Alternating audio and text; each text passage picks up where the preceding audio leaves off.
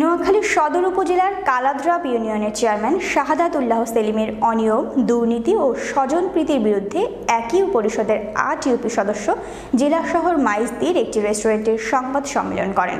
সোমবার সংবাদ সম্মেলনে লিখিত বক্তব্য পাঠ করে বক্তব্য রাখেন ইউপি সদস্য আবুল কালাম আজাদ ও গোলাম কুদ্দুস মিন্টু সহ ইউপি সদস্যরা। লিখিত বক্তব্যে চেয়ারম্যানের বিরুদ্ধে ৮ জন ইউপি সদস্য অনাস্থা ঘোষণা করেন। বক্তারা অনিয়ম, দুর্নীতি তদন্ত করে চেয়ারম্যানের বিরুদ্ধে ব্যবস্থা গ্রহণ করে সরকারি প্রকল্প অনুদান জনগণের জন্য ব্যয় করার দাবি জানান। কালাদ্রাপ ইউনিয়নের চেয়ারম্যান শাহাদাত উল্লাহ সেলিমের নিকট অনিয়মের খবর জানতে চাইলে তিনি অভিযোগ অস্বীকার করে বলেন, এটি আমার বিরুদ্ধে একটা ষড়যন্ত্র। শাহাদাত উল্লাহ সেলিমের বিরুদ্ধে আমরা ৯ জন ইউপি সদস্য একসাথে গত 17 সেপ্টেম্বর অনাস্থা প্রকাশ করি এবং অনাস্থা পত্র আমরা ইউনো মহোদয়ের নিকট, উপজেলা নির্বাহী অফিসারের নিকট আমরা দেই।